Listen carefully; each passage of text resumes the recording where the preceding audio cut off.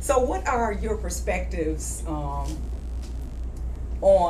the legislation that's beginning in our country? So far, California and New York have actually passed natural hair discrimination laws. It's sad that it has to be I mean, specifically outlawing discrimination against people because of their hairstyle or their hair texture. I think it's wonderful because, in certain areas, Black people are still discriminated against for having their hair like locked or having a natural hairstyle. I mean, you think about the wrestler where they made him cut his locks, so that still happens. So I'm hoping that, other states will pick up that same legislation because it does still happen. I think because we live in Atlanta, which is more progressive, it's more Black people, and it's more Black people in corporate America, it's more accepted. But if you go to like middle America or somewhere else, it may not be accepted.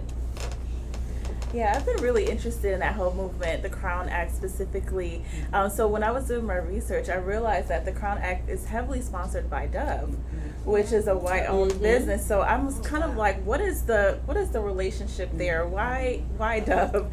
But regardless of that fact, I think it's really interesting to see that legislation move. And I see a lot of other municipalities and local. I think it was out in Maryland, Montgomery County over there was looking to pass a law in that particular county against hair discrimination. But I want to see what the precedents will look like. If someone does come with a real, true act, what is allegation of hair discrimination, what is the real cost behind that? Will there be true action taken, or is it just something that's put in the law books and just passed over? So I'd like to see what that looks like. And it's interesting too because the thing is, it's like, so I think it was like maybe a year or so ago, the Alabama Appellate Court upheld that it was okay for an employer to discriminate based upon hairstyle. And so that was when everyone was like, oh, Supreme Court upholds that, hair discrimination. And it was a Black woman who had her locks. She was hired, but then was told that she had to cut her locks off, and basically to secure the employment. And it's interesting. So it's interesting because one of the things that we know historically that, like, with regards to hair discrimination, many of the cases that have come up have actually involved Black women. So, like with American Airlines, DC, and each time Black women did not win. And part of the reason why is because, like, based upon the Civil Rights Act, that some of the cases that the characteristics that are, or the classes that are protected are considered like unmutable. So that's like race, gender, ability, age, and religion. And at one time, of course, sexuality wasn't protected. That's right. But the other thing is our hair is seen as mutable. Like, basically the idea is that you can change it.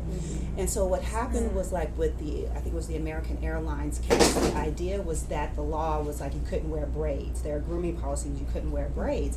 And so this applied equally to Black men and white women. And so at the time they were trying to argue, I'm trying to get to understand that only Black women wear this hairstyle, right?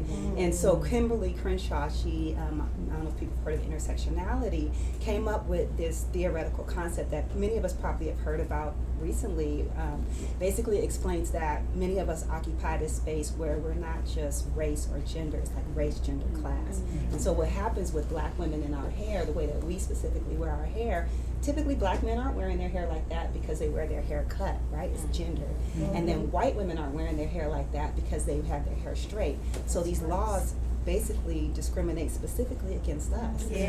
Yeah. So I'm excited about this because, like you said, like where is this going to go? What is going to happen? But also the way that we see kind of like retribution for the sisters in the past who basically were told, like, they did the fight, they didn't win, and look at where we are right now. So I'm excited for that as well. Yeah, and I'm with you about the Dove Act. We can talk later. Yeah, we will.